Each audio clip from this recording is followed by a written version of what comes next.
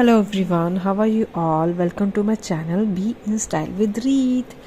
So जैसा कि मैंने आपको बताया था कि मैं बहुत जल्द, जैसे कि अब तक मैं आप सिर्फ अपना मेकअप करती थी, तो मैंने कहा था कि मैं बहुत जल्द किसी और का भी करूँगी। तो फाइनली मैंने आज स्टार्ट कर दिया कि मैं चलो ट्राई करती हूँ कि किसी और का मेकअप।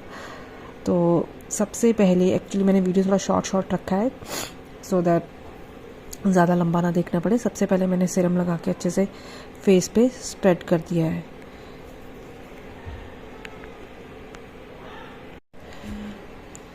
सो बस सीरम वगैरह लगा के और मैं रेडी हूँ मेकअप करने के लिए।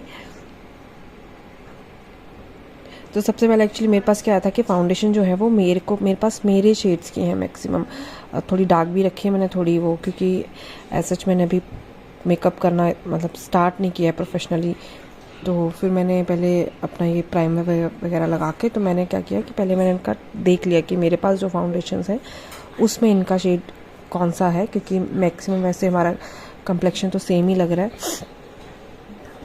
बट फिर भी मैंने बिफोर अप्लाइंग मैंने ज़रूर चेक करूँगी कि ताकि ज़्यादा होता है ना, ऐसे ज़्यादा ब्राइट ना हो जाए या फिर ज़्यादा ही डार्क ना हो जाए, तो इसलिए थोड़े इनके ज़्यादा डार्क सर्कल नहीं थे, तो मैंने जो कलर करेक्शन है वो मैंने पीच वाला ही लिया था, क्योंकि ऑरेंज नहीं ज़्यादा लिया था। इतने ज़्यादा विजिबल नहीं थे जितने कि मेरे विजिबल हैं। तो बस स्टेप्स मेकअप के हमेशा वही होते हैं। मेन बस ध्यान रखना पड़ता है हमें कि हम एक तो फाउंडेशन जो है वो ज़्यादा एक शेड लाइटर फिर भी चल जाता है, स्पेशली ब्राइड एंड ऑल, या फिर आप बहुत ऐसे रात का मेकअप कर रहे हो, पार्टी मेकअप। बट प्रेफर हो कि मतलब मैक्सिमम कि आपका शेड जो है वो मैच ही करे।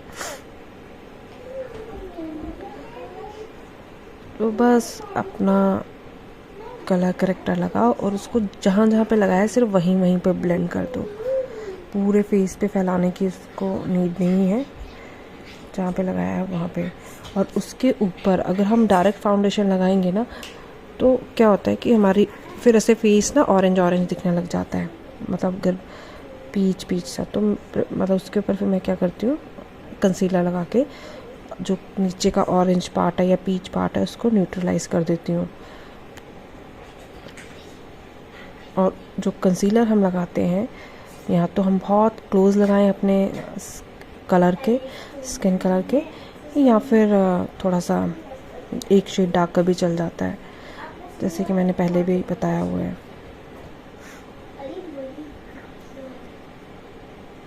बस तो अब मैंने फाउंडेशन मैंने पहले ही चेक कर ली थी कि इनको कौन सा शेड जाएगा। तो मैंने क्या किया, दो शेड्स जो थे वो मैंने मिक्स किए थे एक वो करने के लिए, और बस उसको मैंने डॉट कर, क्योंकि इनको मेकअप वो नहीं चाहिए था ऐसे होता है ना प्रॉपर हैवी बेस, या कुछ ऐसे हल्का फुल्का जैसे नॉर्मल, बिल्कुल नॉर्मल। तो इसलिए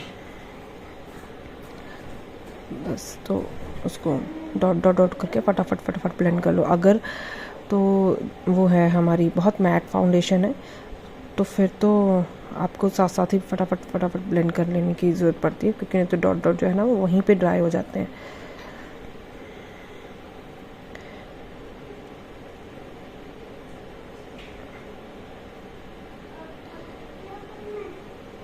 मेरा भी वैसे ये फर्स्ट टाइम है, मतलब अपना तो मैंने बहुत बार किया हुआ है। आई डोंट नो लास्ट में आपको कैसा लगे। तो इसके बाद मैं लगाया एक shade lighter concealer under eye, bridge of the nose और हमारे जो भी हाइलाइटेड पॉइंट होते हैं वहाँ पर।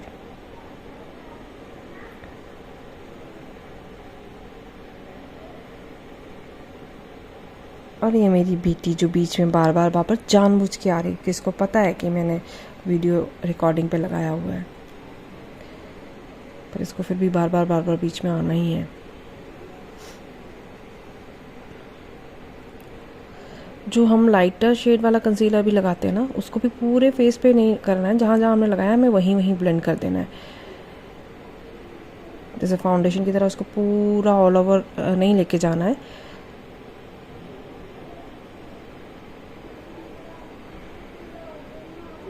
एक्चुअली मैं अपने मायके आई हुई थी, तो मैं मैक्सिमम तो वैसे अपना सारा सामान लेके ही आई थी, बट फिर भी होता है ना कुछ एक चीज़ें आपको जहाँ पे आप कर रहे हो रह रहे हो वहाँ पे होती है अवेलेबल। तो कुछ एक मुझे थोड़ा सा यहाँ पे जैसे सीट का थोड़ा अनकम्फर्ट, फिर वो मुझे ब्रश, फाउंडेशन ब्रश नहीं लेके आ पाई थी, मतलब सारी कुछ चीज़ें मिसिंग थी। तो मैंने जो मेरे पास अवेलेबल था मैंने उन्हीं से कोशिश कर रही थी कि मैं मेकअप कर सकूं।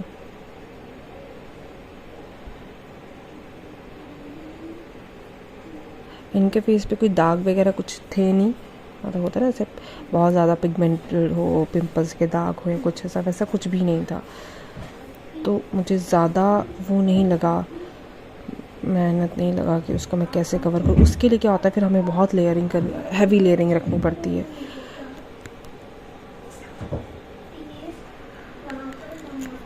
तो बस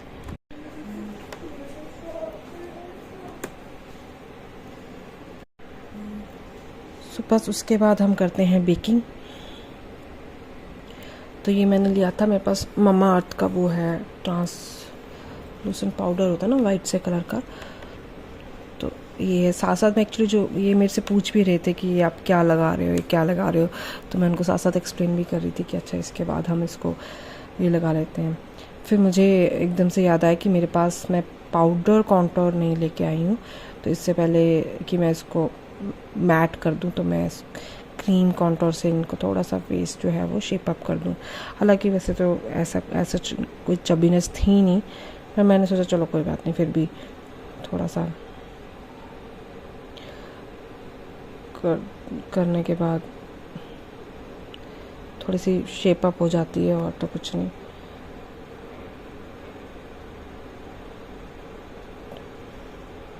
मैक्सिमम तो अपने फिंगर से ही कर देती हूँ।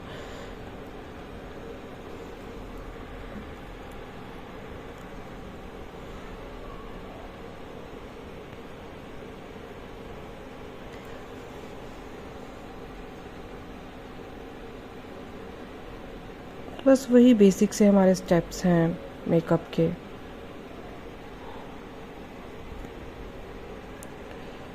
सबके लिए जो यही एप्लीकेबल होते हैं, डिपेंड करता है कि स्किन कैसी है, कितने डार्क सर्कल कैसे हैं, कितनी दाग धब्बे हैं, उस बेसिस पे फिर हमारी फाउंडेशन, कवरेज, कंसीलर, करेक्शन ये सब चलता है। तो जो हमारा साइड का है उसको हम करते हैं ऊपर को ब्लेंड, और जो हम चीक्स बोन पर उसको हम करते हैं नीचे को ब्लेंड।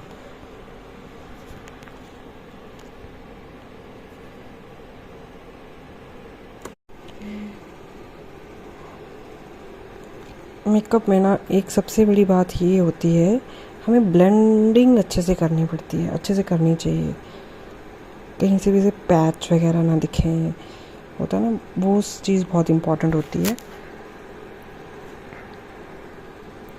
बाकी सब तो ठीक है, मेन बेस बहुत इम्पोर्टेंट होता है। आपका बेस सही है ना, आप नॉर्मल सा कोई भी शिमरी आई शेडो लगा के भी लाइनर और वो लगाएंगे तो बहुत अच्छा लगता है।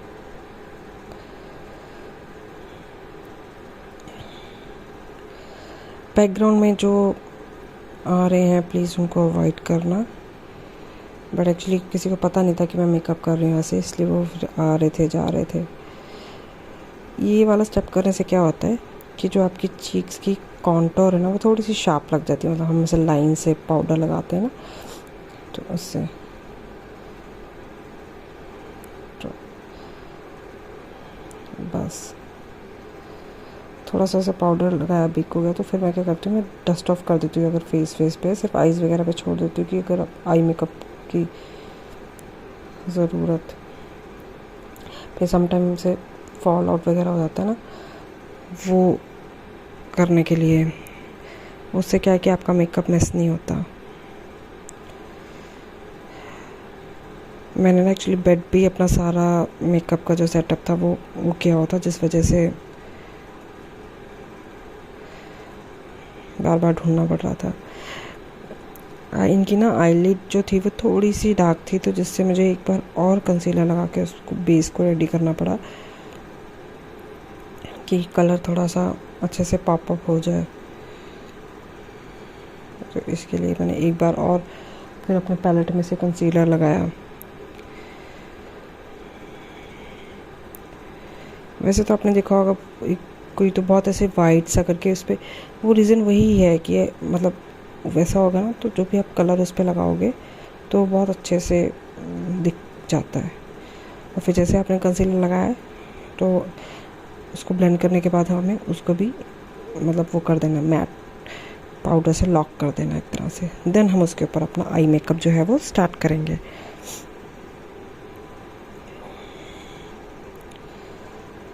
थोड़ा सा मुझे फर्स्ट टाइम मैंने किसी का मेकअप किया, मुझे थोड़ा टाइम लग गया, जितना मैं अपना बहुत जल्दी कर लेती हूँ, तो बट धीरे धीरे प्रैक्टिस से वो हो जाएगा। अभी ये मैं कर रही हूँ उनकी आईब्रोज फिल। एक्स्ट्रा मैं कुछ भी नहीं करूँगी, जो भी शेप है उसी को फॉलो करते हुए बस उसके जो थोड़े थोड़े बीच में गैप्स होते हैं उन्हीं को फिल करना है और उसी शेप को वो कर देना, ना ज़्यादा ऊपर ना ज़्यादा नीचे। आईब्रोज कभी भी ब्लैक से ना करो, बहुत फेक लगती है। प्रेफर की डार्क ब्राउन या ब्राउन से ही होएगी।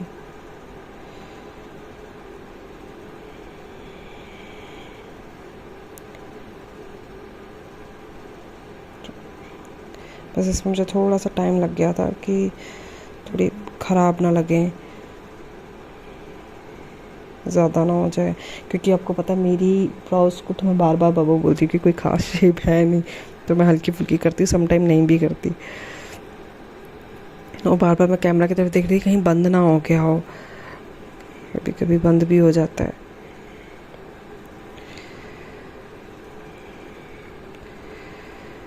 हमारे यहाँ तो ठंड भी बहुत पड़ रही है, तो इन्होंने अपनी ड्रेस पहले ही डाल दी थी और ऊपर से इन्होंने जैकेट डाल ली कि ठंड बहुत है। एक्चुअली आई मेकअप मैंने पहले ही सोच लिया था कि मैं क्या करूँगी, जैसे ब्लू कलर का जो उनकी ड्रेस है उसका बेस करके बीच में मैंने गोल्डन थोड़ा सा गोल्डन ग्लिटर या गोल्डन शिमरी आई शेडो करके, ये इधर मैंने ये सोचा था पूरा ब्लू करके ऊपर ब्लू ग्लिटर लगाऊंगी, मतलब ये मैंने ऐसा सोचा था। बट एट द एंड कुछ और ही करना मुझे पड़ गया। रीज़न ये कि जो ग्लिटर था मैं उसकी ग्लू नहीं लाई थी, और वो मैं ऐसे जब स्टिक कर रही थी तो वो बार बार निकले जा रहा था ग्लिटर। तो ये मैंने क्या किया, शॉर्टकट में फटाफट ब्लू का बेस रेडी कर रही थी। जो मेरे पास ना एक पैलेट है, हुडा गर्ल नाम लिखा है, जो मैंने अपने काफ़ी टाइम मेरे को एक दो बार देखा होगा, जिसमें से बुक जैसी है, तीन चार ऐसे निकलते हैं, पर ना बहुत ही गंदा है, बिल्कुल पिगमेंटेड नहीं है। मतलब इतना मेरे को ज़्यादा लगाना पड़ रहा था तो भी वो ब्लू कलर नहीं आ रहा था उस पर, जैसे मैं चाह रही थी डार्क वाला।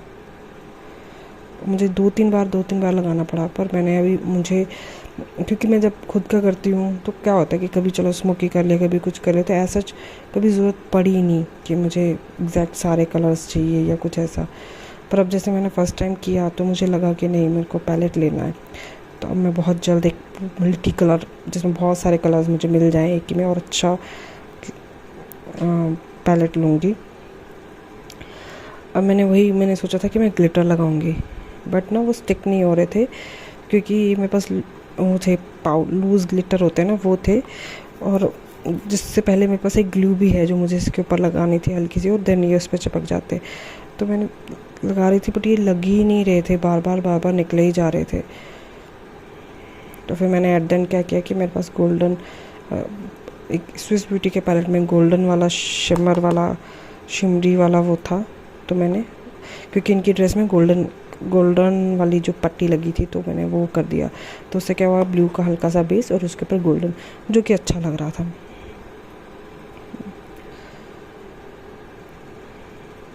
तो बार बार वो नीचे गिर जाता, मैंने कितनी बार क्लीन किया और वो ग्लिटर स्टिक ही नहीं हो पा रहा था। बट वो जो बेकिंग से हम पाउडर लगाते हैं उसका फ़ायदा ये है कि वो आपके बेस पे चिपकता नहीं है। अब देखते जाओ, मैं कितनी बार उसको मैं वो कर रही थी, ब्लू कलर को मैं वो देने की कोशिश कर रही थी, बट सारा ग्लिटर एट देन निकल चुका था एक टाइम पे। पर हमें ऐसे लगे कि अच्छा ऐसा है, तो ज़रूरी नहीं है हम ड्रेस में कलर देखें। और उस मोमेंटली अब कोई चीज़ अगर कुछ नहीं हो पा रहा सॉर्ट आउट, तो उसका अल्टरनेट हमेशा आपके पास होना चाहिए। फिर ये वाला पैलेट में मेरे पास इसमें भी ग्लिटर थे, तो मैंने वो वाला ट्राई किया हल्का सा, वो थोड़ा सा स्टिक हो गया क्योंकि वो थोड़ा क्रीम बेस्ड वाला ग्लिटर था, तो वो थोड़ा स्टिक हो गया। तो मैंने कहा चलो मैं इसको लगा देती हूँ। बट स्टिल जो पहले वाले थे उसका तो बहुत, वो सारा ही निकल गया था और सारा नीचे गिर गया था। फिर मैंने सोचा चलो पॉज करके मैं एक बार साफ़ कर लेती हूँ अच्छे से।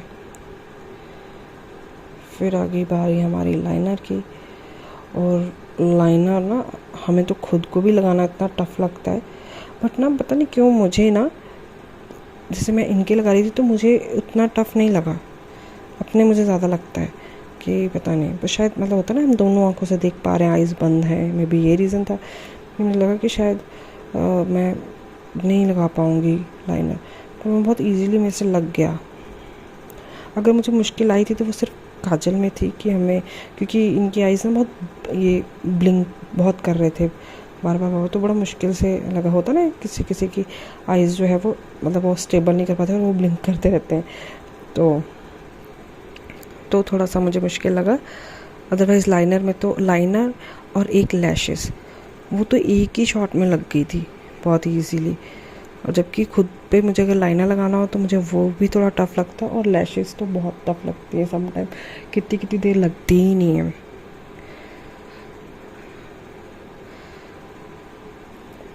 बट इनके मैंने लगा क्योंकि हम ईज़िली दोनों आइज़ हमारी बंद होती है ना, जो भी हमारे सामने है, तो हम ईज़िली देख पाते हैं कि अच्छा दोनों में कितना बराबर है कितना नहीं। मैं फिर भी बार बार देख रही थी कि क्या बराबर है या नहीं है या क्या है।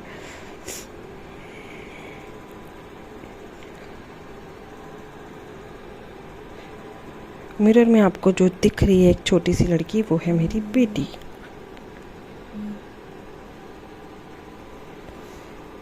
तो ये मैंने क्या किया कि मैंने जो है गोल्डन लगाना स्टार्ट, गोल्डन पे उस पर वो दे दिया थोड़ा सा। अब बारी आ गई ब्लश की।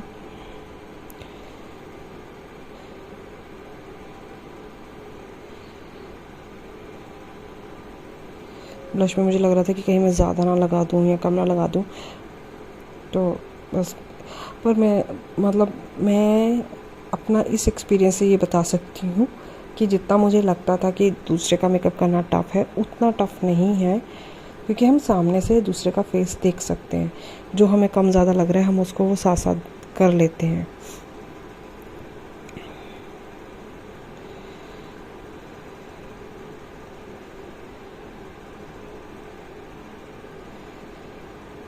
थोड़ा सा आगे जो मेस आपको दिख रहा है, टावल एंड ऑल, उसको प्लीज़ अवॉइड करना, क्योंकि अभी तो ऐसे हमारा प्रोफेशनल सेटअप तो है नहीं, हम घर पे ही कर रहे हैं, तो उसके लिए हाइलाइटर तो मतलब आपको ऐसे करना है जैसे हमारे ना फोरहेड पे जहाँ जहाँ हमें लाइट सीधी पड़े, ताकि वो एरिया हमारा शाइन करे। और मुझे तो बहुत भर भर के लगाना अच्छा लगता है हाइलाइटर, तो मुझे खुद को अच्छा लगता है तो मैंने इनको भी लगा दिया।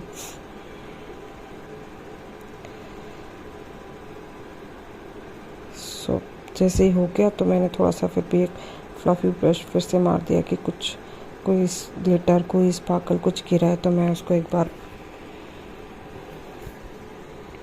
फिर से क्लीन कर दूं। अब रह गई थी हमारा काजल नीचे, और एक रह गई थी हमारी लिपस्टिक।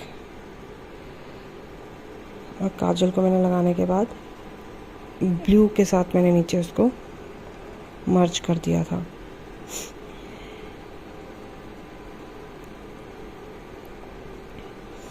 अब पता नहीं काजल मुझे मिल नहीं रहा था, या विंटर्स में शायद काजल भी अच्छे से वो नहीं होते।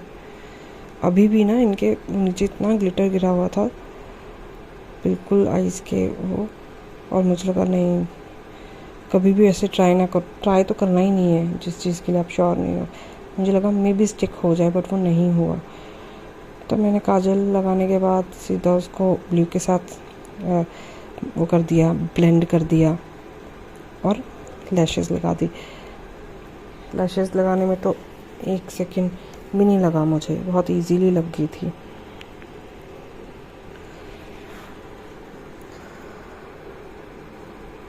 और बस जब एक बार लैशेस लगा लो तो उसका थोड़ी देर बाद मैं जो है ना मस्कारा लगाती हूँ, ताकि वो लैशेस जो है वो अच्छे से चिपक जाएं। और लैशेस जो है ना आई मेकअप में गेम चेंजर का काम करती है।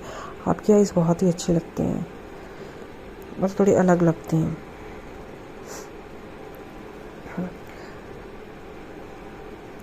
कुछ ग्लिटर तो इनकी आईज़ के अंदर भी चला गया था, बट वो क्योंकि इनकी ये आईज़ बहुत ज़्यादा ब्लिंक भी कर रहे थे, तो वो क्या हो रहा था, ऐसे कुछ अंदर चला गया था। और वो खुद भी मुझे बता रहे थे कि मेरा आई मेकअप करना बहुत टफ़ है, जिसके पास भी मतलब जाती हूँ तो टफ़ लगता है, क्योंकि वो बहुत ब्लिंक करते हैं।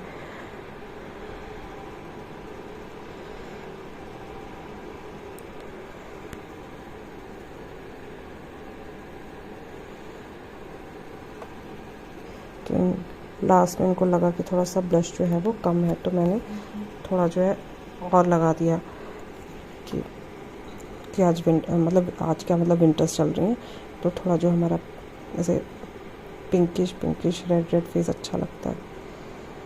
तो बस उसके बाद जो भी हमारे पास पाउडर है एक्सेस में जो लगा है, वो उसको रिमूव कर दो, हटा दो। और लास्ट में मैंने जो है वो हाइलाइटर भी लगा दिया।